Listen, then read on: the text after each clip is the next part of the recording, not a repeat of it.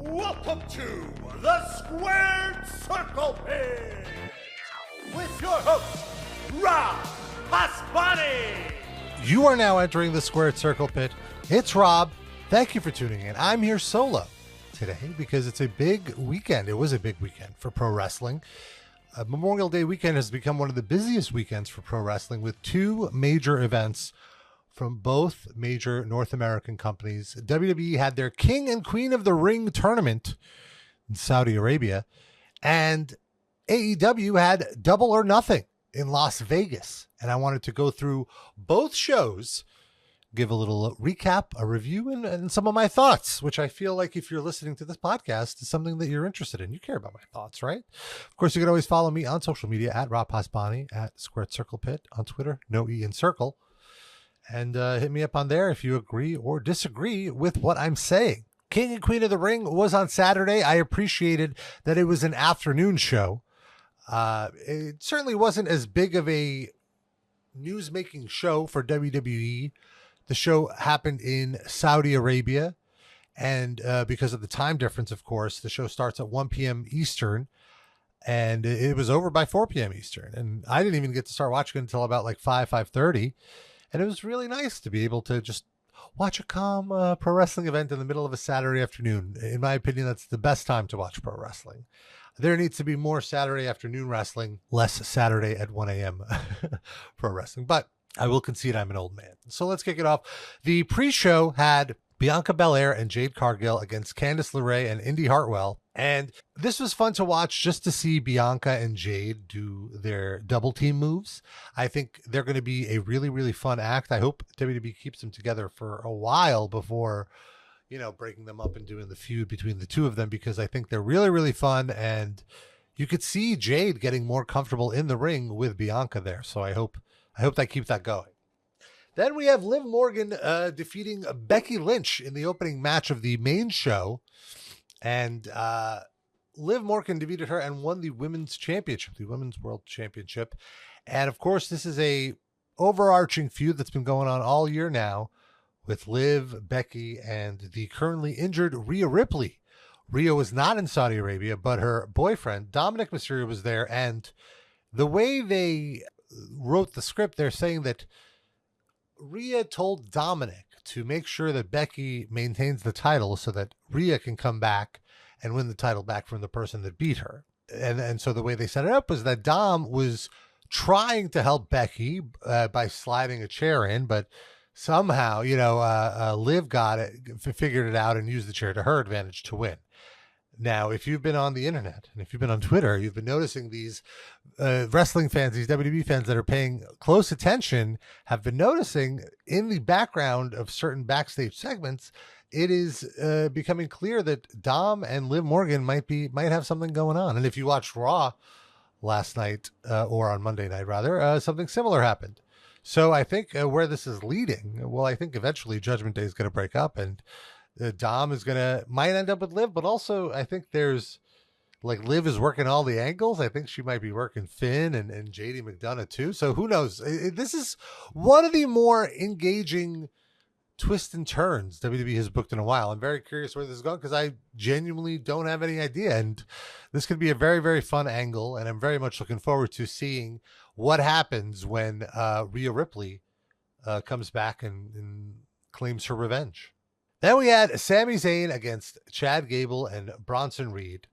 And the Saudi Arabia shows on one end, make me feel a little uncomfortable. Saudi Arabia's government, there's been plenty of documented reasons why I am not a fan of theirs. And in general, it feels weird to be doing these pseudo propaganda shows there.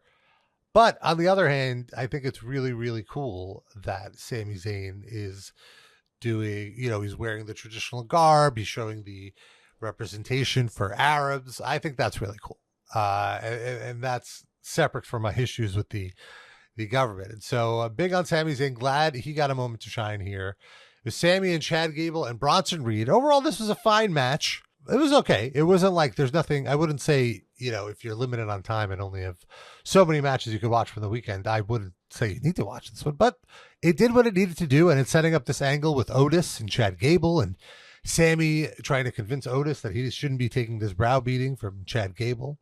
And in general, it's been exciting to see Chad Gable reach this new pinnacle in his career and how he's really starting to figure out his character. Sammy, of course, won the match.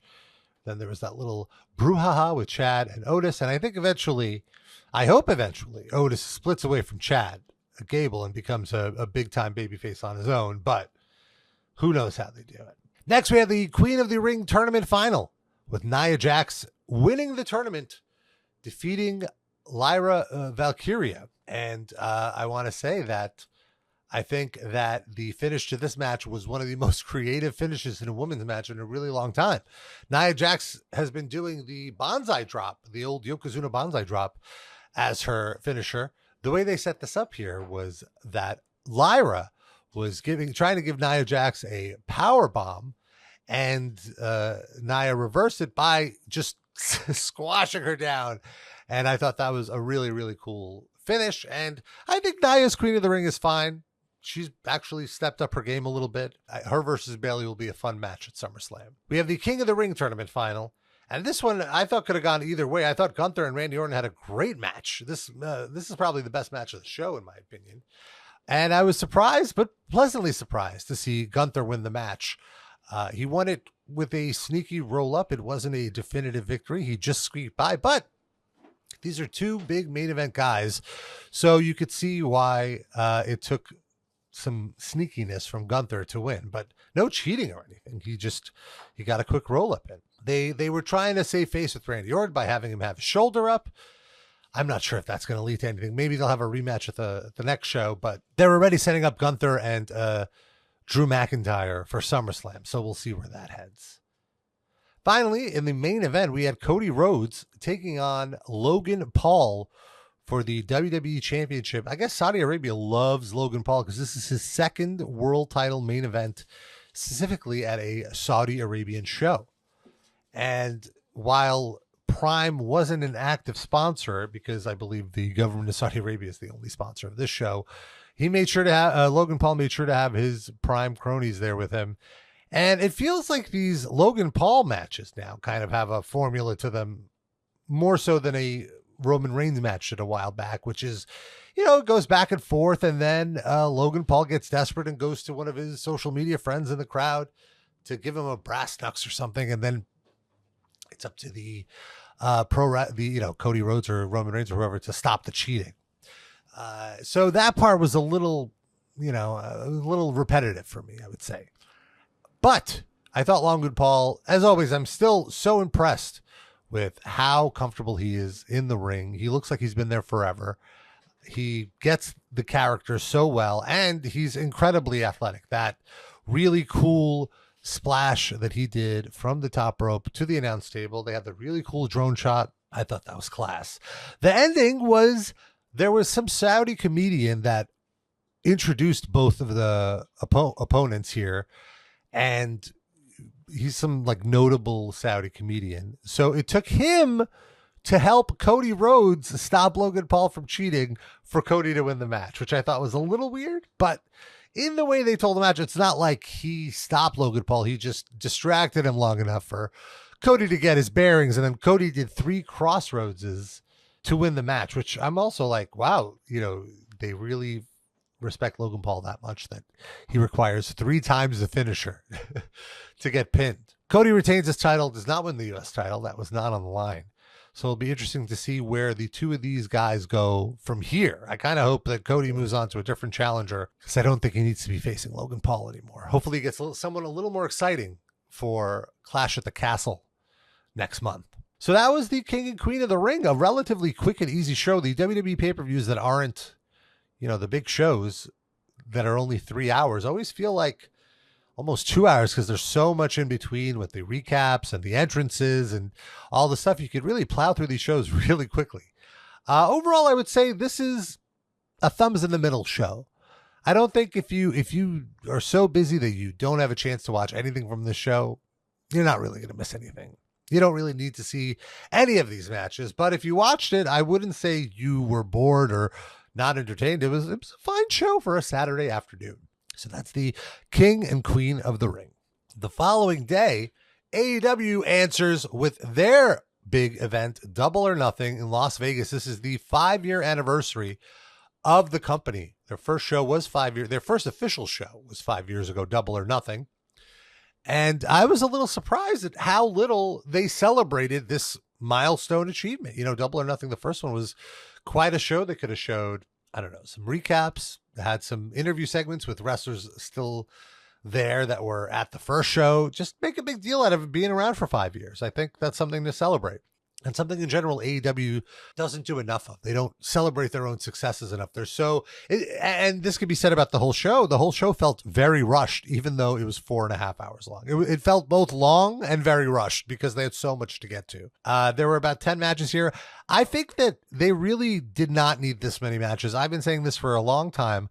AEW shows are way too long. And I say this as a fan. I love AEW.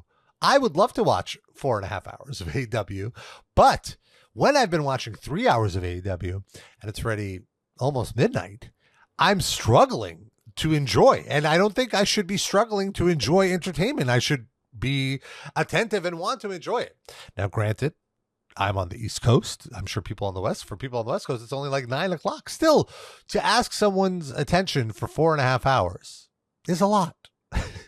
And so I kind of wish AEW did a little editing and save some of the stuff they had on the show for Wednesday or some other time so people would remember it more. There was so much that happened on the show. It's hard to even grasp how much happened. Or the other side of it is that even if you do grasp what happened, in like 3 weeks, you're going to forget all about it. I see sometimes video clips from AEW pay-per-views that I know that I watched a year ago, and I have no memory of the little clip that I saw that I know I watched live. I have no memory of it now a year later because so much happens that you don't have time to process. Meanwhile, I could tell you every world champion in WWF from like 1983 to 99.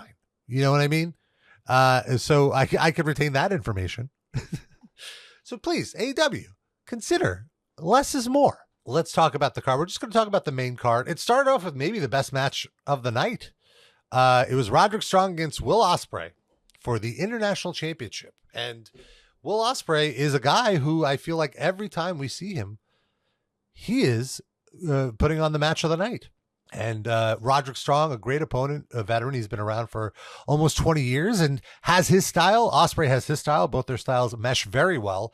And I could have really watched these guys wrestle all night long. It was a very, very fun match. There was a scary spot with Taven and Bennett, who are with Roderick Strong. Bennett tried to jump over the top rope to hit Ospreay, and I don't think he jumped high enough, or his leg got caught in the rope coming down, and he almost landed really badly, but thankfully he's all right. Anyway, the match ends with Ospreay not being able to finish Roderick Strong, and Don Callis, who's been acting as Ospreay's manager, trying to tell Ospreay to do the Tiger Driver 91, which he said he no longer wanted to do because it's too dangerous of a move. Ultimately, Ospreay decided not to do that move, instead won with the Hidden Blade and the Stormbreaker, which is a very similar finisher to the Tiger Driver, but not quite. And so Ospreay did it his way, and he won the title. Moments later, Adam Cole comes out, and he's like, "Hey, I'm almost back, baby." Adam Cole, baby, says his ankle is healing well, and he's ready to go. He's ready to rock. And he mentions the Devil, and then who should return but the Devil himself? MJF, looking as jacked as ever, wearing a leather jacket with a sleeveless denim jacket over it, a la Triple H 2002, which I thought was a funny reference. And he beats up Adam Cole and then cuts the longest promo ever, but it was entertaining. But he cuts a promo saying he's staying in AEW. He got an AEW tattoo saying that he was bet on yourself, it said. And that he basically apologized for all the goofy stuff he did the last time he was around and said that he's not going to do that anymore. He's going to be the heel MJF, which sure, I'll take it. I'd love to see it. And when I say he took forever, this was a 20-minute promo. And by the time he was done, it was 8:55. So we're 55 minutes into the show, and there was only one match that happened out of like 10. So I was already like, oh, this is going to be a long night. And again, this was a great segment. I really enjoyed this. It was great to see MJF back. I totally understand that Tony Khan wanted to have some sort of surprise on the show. But you could have saved this segment. This could have been the opening segment of Dynamite. There was no need for this to be on the show. And the show would have ended a half hour sooner, which, believe it or not, would have made a big difference. Something to consider, just the pacing. You guys got to work on your pacing. I mean, who am I? I'm just a fan.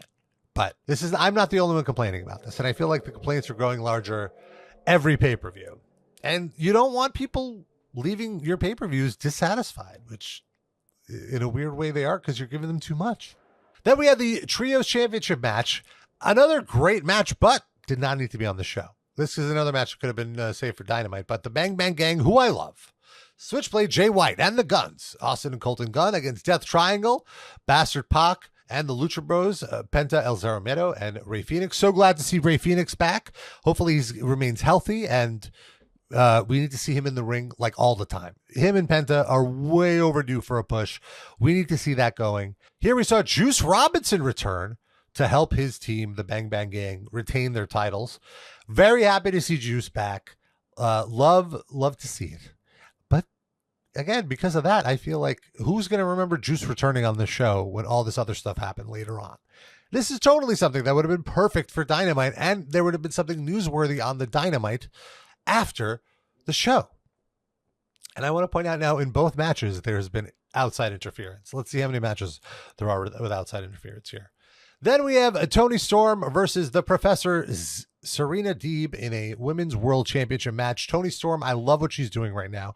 Her and Mariah May are continuing their little eventual breakup here. Mariah almost threw in the towel to make Toni lose, much like Toni did a few weeks back on Collision when Mariah was facing Serena Deeb. But, of course, the butler, Luther, prevented Mariah from doing that. And eventually, Toni Storm did get the win.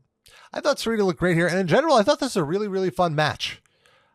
It'll be interesting to see where Toni Storm goes here, but I really hope eventually we do get Toni Storm versus Wendy Richter. We really need that. Next, we had a grudge match with freshly squeezed Orange Cassidy against Trent Beretta. These two have been feuding for a while. I don't know how I feel about this heel Trent Beretta. Without Chuck Taylor, without the best friends and Orange Cassidy, I don't know. I don't think he's a bad wrestler, but there's so many more interesting wrestlers in AEW. It's hard to get excited about this heel turn.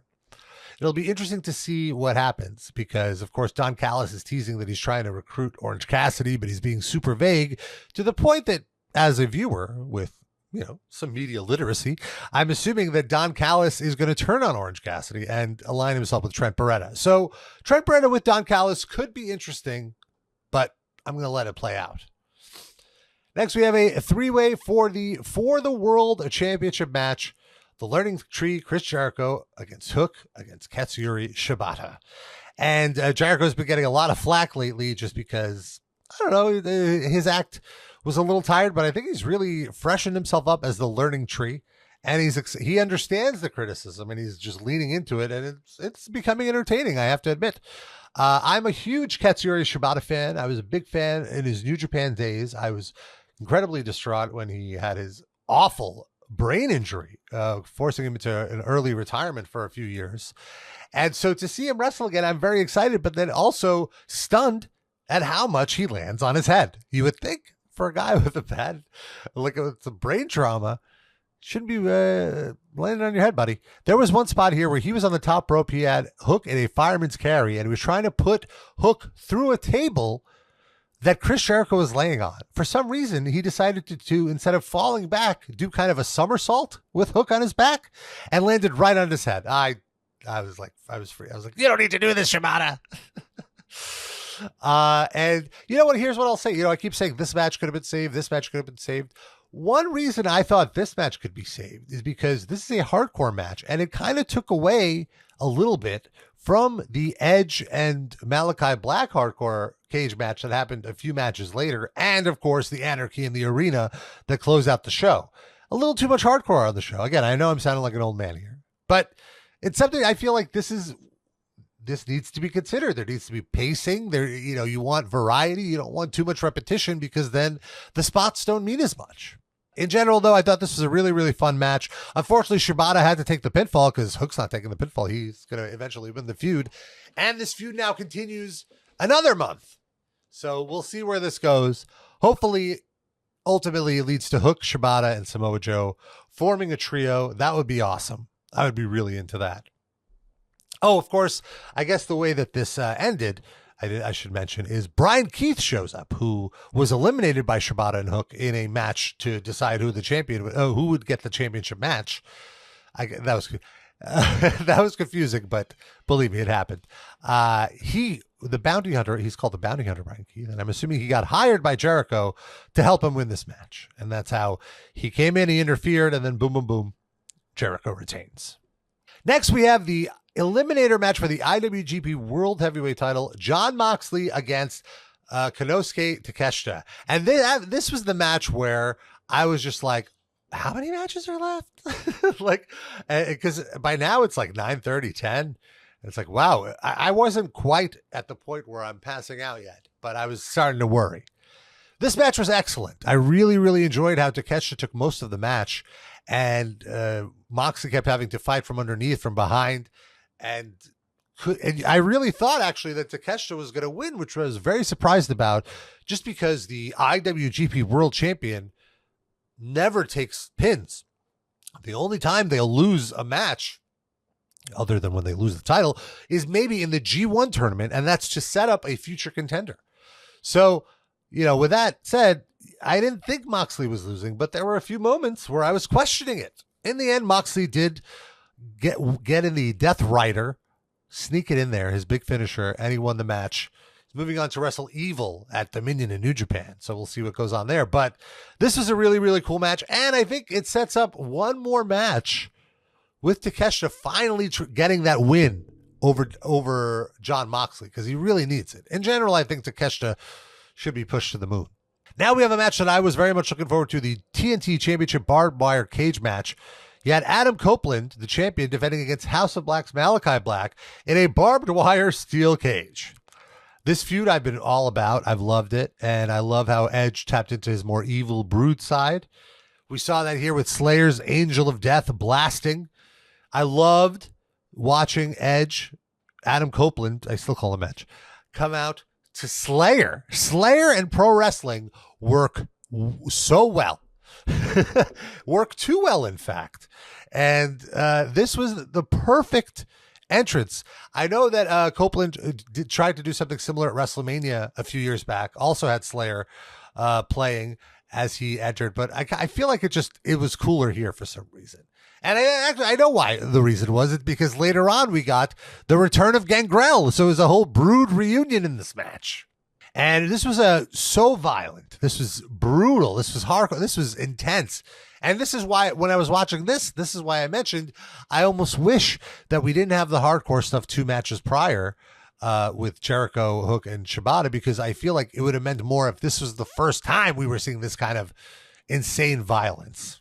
Then, of course, Adam Copeland had to mess it all up. I keep reverting to calling him Edge, unfortunately, because, of course, all these years of being used to saying that. But Adam Copeland decides to run up and climb up to the top of the cage. And he has said in interviews that every match he wants to try something new. And so the thing he wanted to try new, I guess, is to dive off the top of a cage at age 50. Big mistake. Big mistake. I don't know what he was thinking when he was at the top of the cage. But whatever he was thinking, he landed completely not how he should, which is he jumped and he landed legs first, like standing. He landed standing, meaning all the weight of his body just crushed his legs. And he broke one of his legs. He fractured a tibia in one of his legs and will require surgery. He didn't even feel it for the first few minutes because he had so much adrenaline pumping. And this was the finish of the match, of course. But after the match, you could see he had an incredible trouble walking. And obviously, I don't think this is worth it. He's going to be out for a year now. And this sets back so many plans that they may have had, or who knows what they were going to be doing. It just wasn't worth it. And in general, I feel like in AEW, the wrestlers are allowed to take more risks because the wrestlers are not told no enough. And this is somewhere where someone should have told Adam Copeland, no, you should not do this. Macho Man famously, 25 years ago, did a very similar move. He did a double axe handle from the top, landed on his feet, and ruined his knee and was never the same again. Please don't do this anymore. We don't need this. I'd much rather have Edge matches or Adam Copeland matches for a year than have him not be around for a year and have to rehab. Then we had one of the triple main events, Willow Nightingale against Mercedes Moné. And what a match. I was so happy that the crowd was into this. Not only were they into this, they had dueling chants. Some people were for Willow. Some people were for Mercedes. That was so cool. I loved it. I thought that this match was great. This was a great comeback for Mercedes. She looked awesome. Willow looked great. And the two of them gelled so well. I do think that Mercedes needs a new finisher because that was a very anticlimactic finish. I don't think she could really pull off the finisher with too many women. So she needs a second finisher from the Moneymaker to avoid what we saw here. But she definitely earned it. She's the new TBS champion. That was great. Then they decided to do an angle after where Stokely and Chris Statlander turned on Willow. And I think you know where I'm heading with this. Why did they save this for Wednesday? We're already so far into the show. Got 2 matches left. Everyone's tired. We don't need another turn here. We don't need this here. This could have been on Wednesday. People would have remembered it more. I know I feel like I'm also at this point now where I've pushed so much to Wednesday. What's left for this show, right? But no, there would have been plenty left. And also, you didn't have to move all of the things to Wednesday. I'm just saying these were some things that could have, if 2 of the few things that I said could be moved to Wednesday, that would have been more than enough. We have the World Championship match with Swerve against Christian Cage. I feel at this point, now here's the problem with having these long shows. People are tired. And people expended a lot of energy. The fans especially expended a lot of energy in the last match. So the crowd was quiet for this one. They were reacting to the cool spots. But overall, I think, if there were 2 less matches, I think the crowd would have been much more hyped for this main event. Christian, though, phenomenal wrestler. Swerve is great. Love the finish here. Love how Swerve came out of nowhere with the house call kick. That looked so amazing. And the midair house call kick was awesome. He did the Swerve stomp off the turnbuckle, gets the win. Great first pay-per-view defense, I should say, for Swerve. And I'm happy for him that he's retaining. Now we have the Anarchy in the Arena main event match. I really feel like they need to retire this Anarchy in the Arena thing. And look, I don't want to seem too negative. Like, I thought this was an entertaining car wreck. This was a stunt show. This was not a wrestling match. I would argue this isn't really wrestling. It's just stunts. A bunch of stunts coordinated together. And in this match, you had 2 of the best pro wrestlers in Kazuchika Okada and Bryan Danielson. You also had one of the best tag teams, FTR, Cash Wheeler and Dax Hardwood. Those people could have had great wrestling matches on this show. I understand you need to sometimes give them a break, so that's fine. But as someone who's a huge fan of Okada, I was a little bummed that we weren't given a singles match from him here. We had to do this car wreck. With that said, it was an incredibly entertaining car wreck. Hearing the final countdown blasting as people are beating each other up, nothing could be better. But at the same time, again, there was all of these stunts, and when is too much too much? There was a big stunt with a flamethrower with Darby Allin literally lighting Jack Perry on fire. Now, Jack Perry seems like a trained stuntman. He's done these fire spots before. There's videos on YouTube showing him safely doing it. So I'm not as hard on this as some people I've seen online. But if you're going to do this, this is the craziest spot you're going to do in this match. This should be the finish. But the thing is, the person you're burning on fire is the one who ended up getting the victory. He got the pinfall. He was just set on fire. How did he come back 2 minutes later to get the victory? And I'm sorry, it wasn't even 2 minutes later. It was like 15 minutes later, because then they still had this whole thing where the Young Bucks grabbed Darby and left him hanging upside down for like 10 minutes, which can't be healthy. That could have been really bad. There was just a lot going on in this match. I can't even begin to get it all. It was entertaining. I'm not going to say I wasn't entertained. I absolutely was entertained, but I don't know if we need another one. And I would much rather a fun actual wrestling main event on a wrestling show. You know, who would have thought? And a Young Bucks tag match against FTR. You know, like, I'm not sure this accomplished what it needed to accomplish. They wanted to get Jack Perry over. I don't know if it did that. You know, in the end, I found myself asking, wait a minute, the show's over. how do I feel about the show? Usually I'm like 2 thumbs way up. You got to watch these AEW shows. But this was one of the few shows where I left thinking like, I guess I'm more in the middle. There was a lot I didn't like, or a lot that kind of bothered me, including the main event. Like I said, I think they may have taken things too far with the violence and the stunts. And it's not that it's taking it too far. It's just they do so much that you just can't process it. And I don't know if it's worth harming these, human beings for something that we're going to forget about. I'm sure they're totally willing participants, but save your bodies. Look what happened to Edge. It's going to keep happening. Same thing happened to Eddie Kingston. Now, granted, this was in a New Japan show last month, but you're doing these sloppy, violent moves, and the accidents happen, and they can cost you months of storylines. Anyway, those are my unfiltered thoughts about the Memorial Day weekend of pay-per-views. I hope you enjoyed it. Let me know what you think. Hit me up on social media at Rob Pasbani. And until then, I'll see you next week right here in the pit.